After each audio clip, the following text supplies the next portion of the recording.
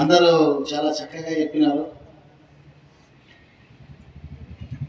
ప్రతి ఒక్కరు వాళ్ళ అనుభవాన్ని బయటికి పెట్టినారు. చాలా బాగానే ఉంది. తిమ్మప్పన్న చెప్పినట్లు ప్రమేణహం ప్రమేణత్వం ప్రమేణోపసజం ప్రమేణేశ్వర భావత్వం బ్రహ్మమూలం ఇదం జగత్తు అన్నట్లు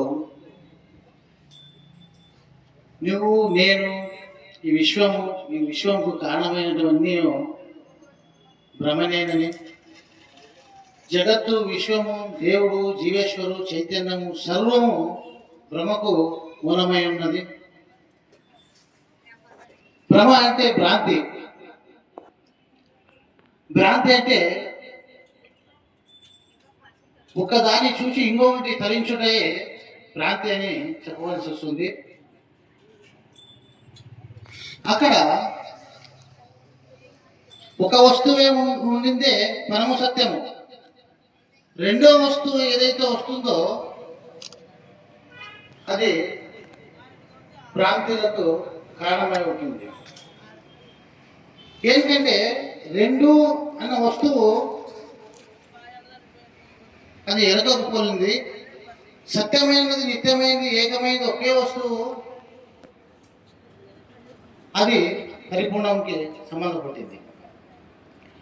ఇక్కడ పాము తాడు, నీవు నేను, జీవ జగత్తు అంటే రెండు వస్తువులు ఉంటేనే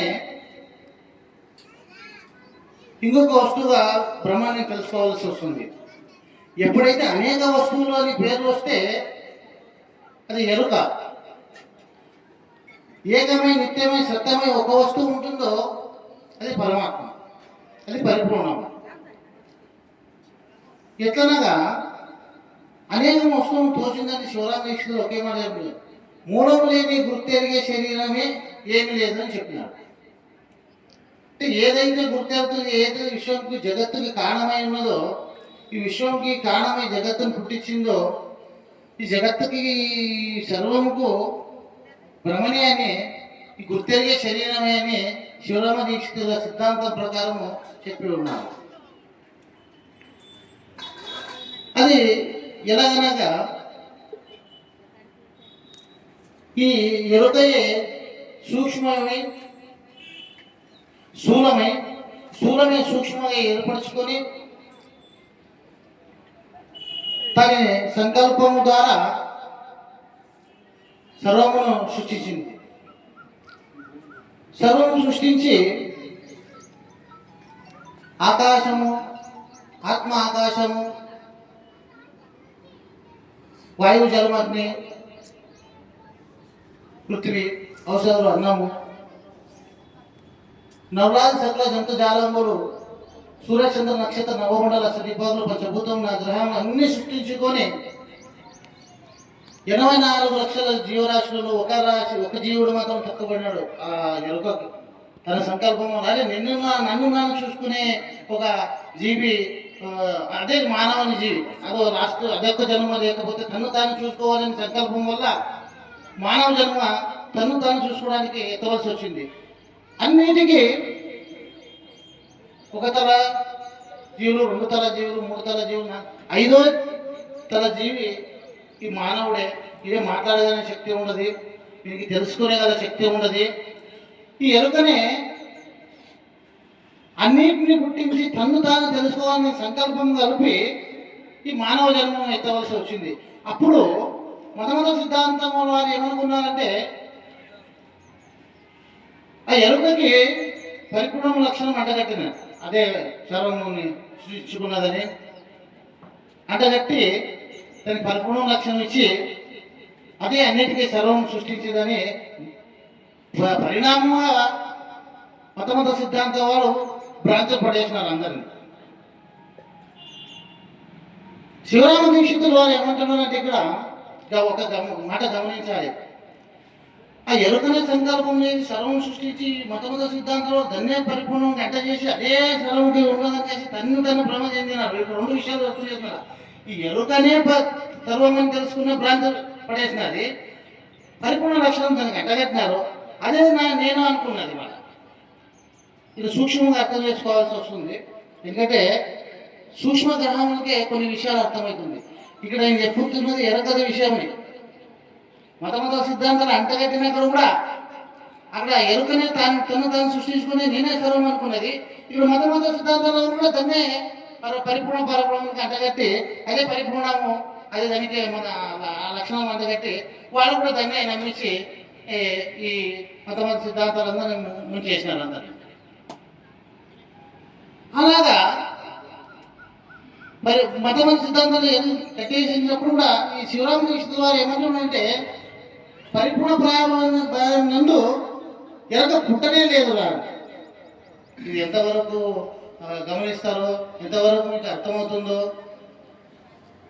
అది మీ మతలకు పుట్టింది. ఎందుకంటే పరిపూర్ణ ప్రాయం నందు ఎరక పుట్టనే లేదు అని శివరామకృష్ణ గుట్టలు పెట్టని చెప్పినారు. దానికి మూలం కానీ స్థానం కానీ పరిపూర్ణ ప్రాయం నందు ఎరక లేదు అని చెప్తున్నారు. మరి ఎట్లా పుట్టాయి ఎరక? కొన్ని మత సిద్ధాంతం వాళ్ళు ఏం చెప్తున్నారు, ఆ పరిపూర్ణ ప్రారంభమే భగవంతుడే తనకి మాయకు లోతుగా కొంచెం శక్తినిచ్చి మాయను సృష్టించి ఆ మాయ వల్లనే సృష్టిని కారణమైనది అని కాసి మత సిద్ధాంతం వారు ఇలా చెప్పుకున్నారు. నిరాకారమే, నిర్గుణమే, నిరంజనమే అంటే దేహంలో లేనివాడు, నటన లేనివాడు, స్తోమత లేనివాడు, మరి ఏ ఇంద్రియంతో పుట్టించా? ఇక్కడ ఇప్పుడు అతనికి రూపం లేదు, నామం లేదు, నేనన్నదు, మరి ఏ ఇంద్రియంతో పుట్టించా అని మత సిద్ధాంతం వారు ఏమి ఇచ్చారు? మాయకి కొంచెం శక్తిని ఇచ్చారు. ఇక్కడ అంతర్ఇంద్రియం లేదు, ప్రాణేంద్రియం లేదు, ఏ ఇంద్రియమే లేకుంటే అంతకన్నా మరి ఏ ఇంద్రియంతో ఈ మాయను పుట్టించా ఎరుకని అని ప్రశ్నిస్తే అసలు దీక్షితులు మూలంగా ఇది పరిపూర్ణం పరమాయంలో ఎరుక పుట్టడం లేదంటారు. ఇక్కడేమి మాయకు శక్తిని ఇచ్చారని కలిసి ఈ దిగుబడతారు. ఇక్కడ దీక్షితుల సిద్ధాంతానికి మత సిద్ధాంతాలకి తేడా ఈడ ఉంది.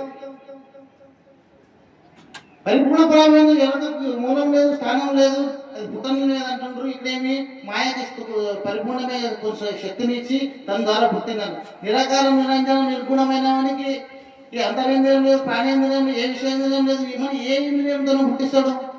ఇక్కడ అసాధ్యం, అది పుట్టినీకే సాధ్యమే లేదు.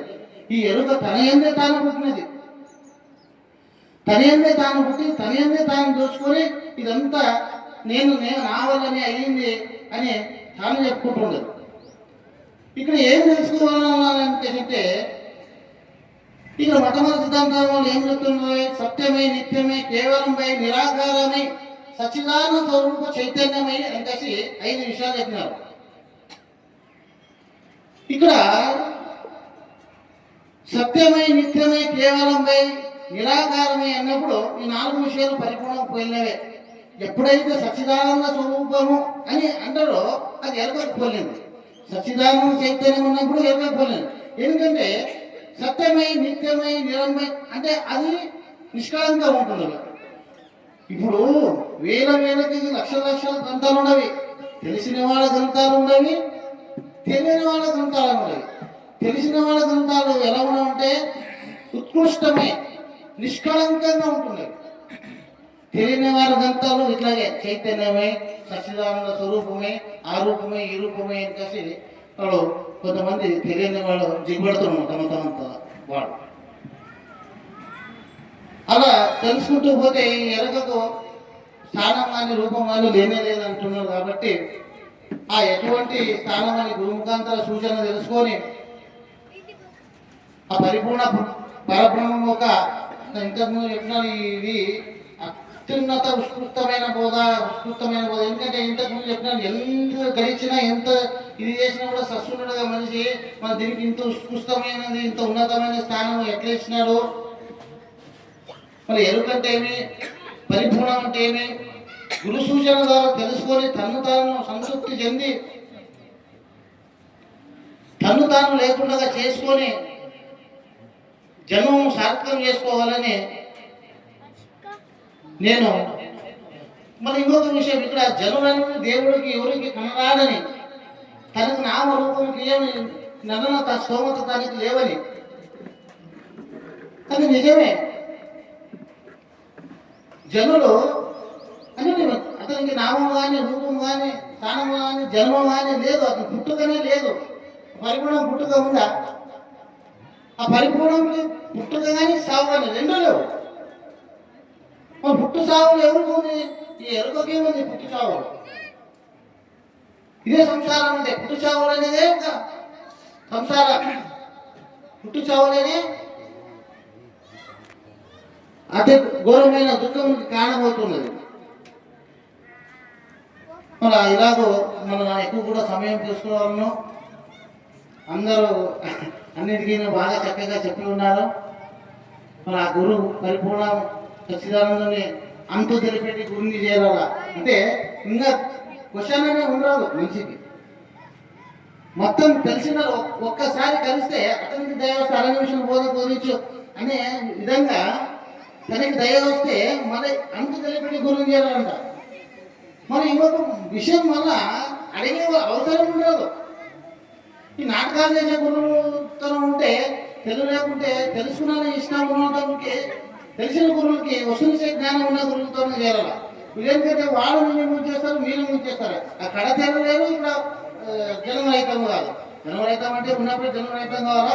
ఆ తెలుసుకుని అంత తెలిపే గురువుని చేరి పరిపూర్ణ గురువు ఒక పాత్రలే ఈ శివరామ దీక్షిత సాంప్రదాయానికి వచ్చిన అందరూ కూడా ఈ ప్రబోధని తెలుసుకున్నారా. ఊక ఉంటే సరిపోదు. ఆ గురువుకి దైవవస్థలు నడుచుకుంటూ గురువుకు ఒక పాత్ర అవుతూ ఆనందంగా జీవిస్తూ సద్గురుగా జీవిస్తూ ఈ ప్రబోధాన్ని ఇంతలో ముగిస్తున్నాను. ఏ సద్గురు మహారాజుకు జై.